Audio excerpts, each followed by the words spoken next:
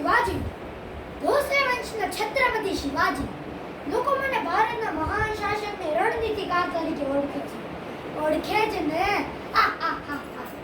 બાલ્યાવસ્થામાં જ માતા જીજાબાઈ સમર્થ ગુરુ રામદાસ મહારાજે મને શાસ્ત્રોની તાલીમ આપી. એ વખતે હિન્દુસ્તાનની સ્થિતિ દારૂણ અને દુર્દશા છે, પરંતુ મારા માં દેશ માટે કંઈ કરી છૂટવાની આક્રમક ઉત્કંઠા હતી.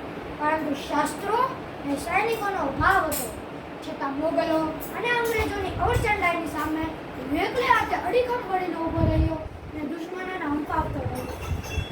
20 વર્ષની ઉંમરે બીજાપુરના સુલતાનના અમુક કિલ્લાઓ જીતી લીધા. માતૃભૂમિને સમર્પિત મરાઠા સરદારોના શૌર્ય અને ગોરીલા યુદ્ધના અનેક આક્રમણો દ્વારા અનેકો યુદ્ધમાં જીત મેળવી ઔરંગઝેબ તો મારા નામથી થરથર કાપે. અફઝલ ખાને કપટ રચી મિત્રતાના બહાને મને સંધિ કરવા બોલાવ્યો.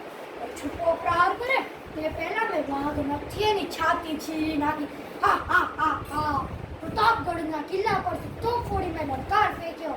મરાઠાઓ બીજાપુરની સેના પર તૂટી પડી. ઔરંગઝેબે રાજધાની આગ્રામાં અન્ય રાજાઓ, સરદારો અને તેમની સામે મને પણ બોલાવ્યો. હું કોઈ પણ જોખમથી ડરતો નહીં એટલે શસ્ત્ર વગર ગયો. ત્યાં મારો ખૂબ જ અપમાન થયો. ક્રોધિત થઈને સભામાંથી બહાર નીકળી ગયો.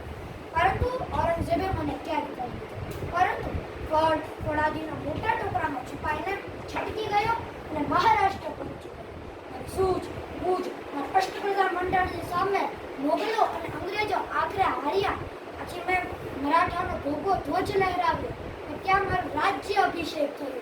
શિવાજી, છત્રપતિ શિવાજી મહારાજ.